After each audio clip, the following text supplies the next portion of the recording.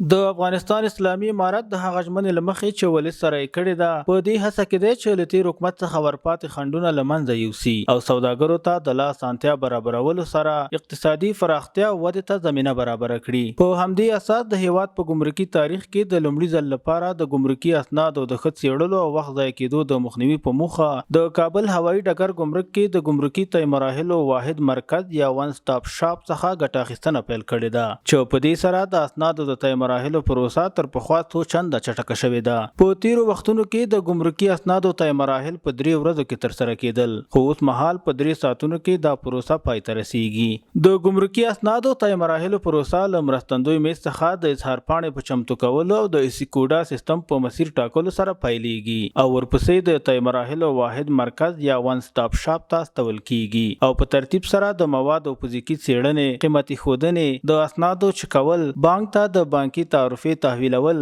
او وروسته بیا د خروجي پاڼې ترلاسه کول، د مسؤلینو لوري د خروجي پاڼې تایید او لاسلیک کولو وروسته د اسنادو د طی مراحلو پروسه په بشپړې روڼتیا او چټکۍ سره پای ته رسیږي. د یادې پروسې په لړ کې د سوداګرو د مستقیم نظر اخیستلو او ستونزو اوریدلو په موخه د ټلیفون کولو اسانتیا شتون لري چې په وسیله یې سوداګر کولی شي پر وخت خپل غږ تر اړوندو مسؤلینو ورسوي. د لا اسانتیاو برابرولو د ګمرکي اسنادو د طی مراحلو له چټکتیا سره سم د کابل هوایي ډګر په ګمرک کې د ګمرکي اسنادو د طی مراحلو بهیر تر یو واحد چتر لاندې راوستلو سره فساد، اختلاس او بډې اخیستنه له ریښې څخه له منځه تللې او اوس مهال هیڅ ډول توکي له ګمرکي طی مراحلو پرته نه بهر کیږي. د کابل هوایي ډګر د ګمرک امیر عبدالمنان مخلص وایي د ګمرک کې الحمدلله تر ډېره حده پورې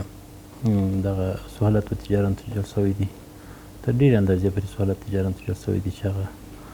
دغه یوه نمونه یې د ون سټاپ شاپ دغه دي جوړېدل دي چې هغه په دغه کې د ټولو تجارانو مشکل حل کېږي، تجارت پر مخ ونیوځي. تقریبا د پخوا په پرتله باندې پخوا کې بیا په ټوله ورځ کې کار نه خلاصېدی، اوس په 1 ساعت په 1 نیم ساعت کې د تجارانو مشکل حل کېږي. نو دغه اداره بریالۍ شوې ده چې د اسلامي امارت له واکمنېدو سره سم په تیرو 9 میاشتو کې په پوره شفافیت سره د سوداګریزو توکو له درکه 430 میلیونه افغانۍ عواید راټول کړي. الحمدلله زموږ د عوایدو په برخه کې هم اضافه‌توب راغلی دی، زیاتوب راغلی دی. الحمدلله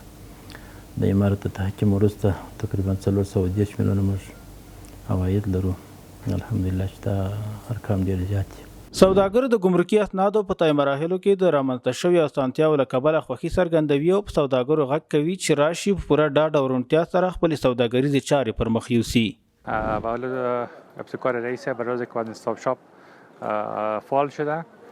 کاری که بعد 2 ساعت 3 ساعت میشد به 1 ساعت میشه. این سهولت است که رئیس به طول یکی 2 هفته گذشته این سهولت بر ما ایجاد کرده.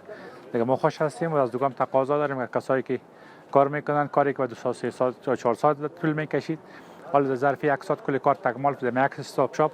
دیگه ضرور نیست که شعبه به شعبه بگردن، در یک استاپ شاپ کل کار ختم خلاص است. د یادونې وړ ده چې د ګمرکي طی مراحلو واحد مرکز یا ون سټاپ شاپ سوداګرو ته د ښو اسانتیاو رامنځته کولو، د سوداګریزو توکو د ډېرېدو، په ګمرکي طی مراحلو کې د روڼتیا او د افغانانو لپاره د کاري فرصتونو د رامنځته کولو په موخه جوړ شوی دی. سربیره پر دې نړیوالو ته د افغانستان د مثبت انځور وړاندې کولو یوه غوره بیلګه شمیرل کېدلی شي.